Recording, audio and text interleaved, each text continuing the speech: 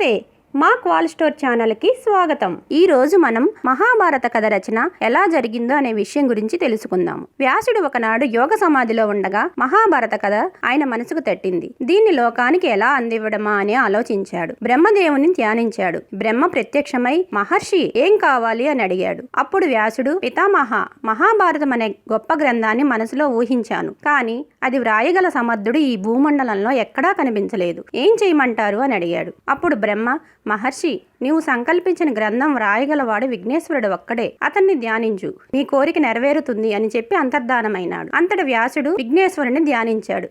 వెంటనే విఘ్నేశ్వరుడు ప్రత్యక్షమైనాడు. ఏమిటి విశేషమని మహర్షిని అడిగాడు. వ్యాసుడు, విఘ్నేశ్వర, మీ వల్ల నాకు ఒక కార్యం కావాలి. నేను మహాభారత కథ చెబుతూ ఉంటాను, మీరు వ్రాస్తూ ఉండాలి. ఏమంటారు అన్నాడు. అందుకు విఘ్నేశ్వరుడు, మహర్షి, నేను వ్రాస్తాను గాని ఒక షరతు. వ్రాయటం మొదలు పెట్టిన తర్వాత నా గంటం ఆగదు. అలా ఎక్కడా ఆపకుండా మీరు చెప్పుకుపోగలిగితేనే నేను రాస్తాను అని చెప్పాడు. దీనికి వ్యాసుడు అంగీకరించాడు. అయితే నేను చెప్పేది మీరు పూర్తిగా అర్థం చేసుకుని మరీ వ్రాస్తూ పోతుండాలి అన్నాడు వ్యాస మహర్షి. సరేనన్నాడు విఘ్నేశ్వరుడు. వ్యాసుడు చెప్పటం, వినాయకుడు వ్రాయటం, వ్యాసుడు చెప్పటం, వినాయకుడు వ్రాయటం. వ్యాసుడు చెప్పింది అర్థం చేసుకోవడానికి వినాయకుడు కొద్ది క్షణాలు ఆలోచిస్తూ వ్రాస్తూ ఉండేవాడు. అంతలోనే వ్యాసుడు అనేక వందల శ్లోకాలు మనసులో ఊహించుకుని చెప్పడానికి సిద్ధంగా ఉండేవాడు. ఈ విధంగా మహాభారత కథ రచన ఎక్కడా ఆగకుండా ఏకదాటన సాగిపోయింది. వ్యాసుడు తాను రచించిన మహాభారత కథను మొదట తన కుమారుడైన సుఖయోగీంద్రుడికి చెప్పాడు. ముఖ్యులైన తన శిష్యులకు కూడా బోధించాడు. పిమ్మట వ్యాసుడు ఈ మహాభారతాన్ని 60 లక్షల శ్లోకాలు గల సంహితగా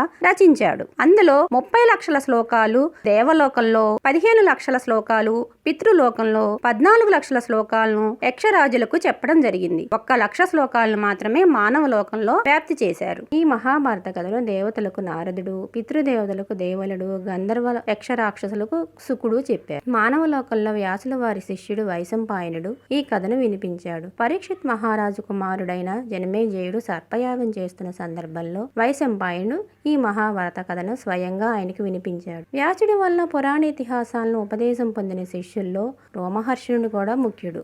ఈ రోమహర్షణుడు తన కుమారుడైన సూతుడికి కూడా ఈ మహాభారత కథని చెప్పాడు.